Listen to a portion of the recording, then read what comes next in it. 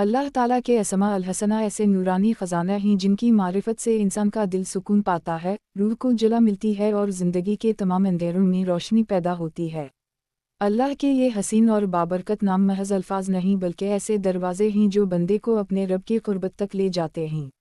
जब एक मोमिन बंदा अल्लाह के किसी नाम को अपने दिल की गहराइयों से पुकारता है तो वो नाम इसकी ज़िंदगी को बदल देता है, मुश्किलात के बोझ को हल्का कर देता है और दिल में उम्मीद, सुकून और इत्मीनान पैदा कर देता है। दुनिया की हर चीज़ फ़ना होने वाली है मगर अल्लाह के नाम हमेशा बाकी रहेंगे और इन्हीं नामों में इंसान के लिए रहनुमाई, शिफा, हिफाजत और कामयाबी के राज छपे हुए हैं। कुरान मजीद में अल्लाह ताला ने फरमाया, वलिल्लाह अलुहुस्नी फिलंदऊ बा, यानी अल्लाह के लिए सब अच्छे नाम हैं, बस तुम इसे इन्हीं नामों से पुकारो। ये आयत इस हकीकत को वाज़ेह करती है कि अल्लाह के नाम सिर्फ शनाख्त के लिए नहीं बल्कि दुआ और पुकार का वसीला हैं। जब कोई बंदा अल-रहमान कहकर अपने रब को पुकारता है तो इस पर रहमत के दरवाजे खुल जाते हैं। जब वो अल-गफूर कहकर अल्लाह को याद करता है तो उसके गुनाहों की बख्शिश होने लगती है। जब वो अर-रज़ाक़ कहता है तो इसकी रोज़ी में कुशादगी होने लगती है। यही इस्माए हसनी के राज हैं कि ये नाम महज आवाज़ नहीं बल्कि अल्लाह की कुदरत के जलवे हैं जो बंदे की ज़िंदगी पर बराह रास्त असर डालते हैं।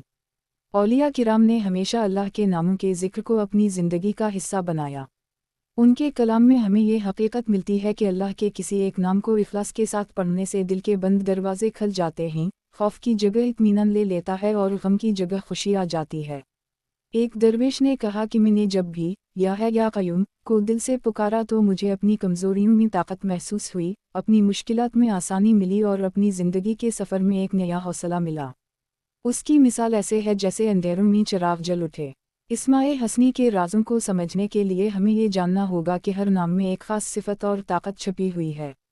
जैसे अस्सलामु, अल्लाह का वो नाम है जो अमन और सलामती देता है। जो शख्स इस नाम को बार बार पढ़ता है वो अंदरूनी खौफ से निजात पाता है, दिल का बोझ हल्का होता है और इसकी ज़िंदगी सुकून से भर जाती है। उसी तरह अल-शफ़ी अल्लाह की शिफा देने वाली सिफ़त को ज़ाहिर करता है। जब कोई बीमार या परेशान दिल इस नाम को याद करता है तो इसकी बीमारी ख़त्म होने लगती है और दिल की घटन दूर हो जाती है। ये हकीकत भी है कि अल्लाह के नाम सिर्फ ज़बान से पढ़ने के लिए नहीं बल्कि दिल से महसूस करने के लिए हैं। जब इंसान अपने दिल की पूरी तवज्जो के साथ अल्लाह के नाम को पुकारता है तो वो नाम इसकी रूह में उतर जाता है। जैसे किसी प्यासे को पानी मिलता है और इसकी जान ताज़ा हो जाती है, ऐसे ही अल्लाह के नाम से बंदे की रूह ताज़ा हो जाती है। उसी लिए सौफिया किराम हमेशा ज़िक्र इलाही पर जोर देते थे। वो कहते थे कि ज़बान से ज़िक्र करो मगर दिल को भी साथ लाओ, क्योंकि जब दिल शामिल हो जाता है तो अल्लाह के नाम अपना राज खोलते हैं।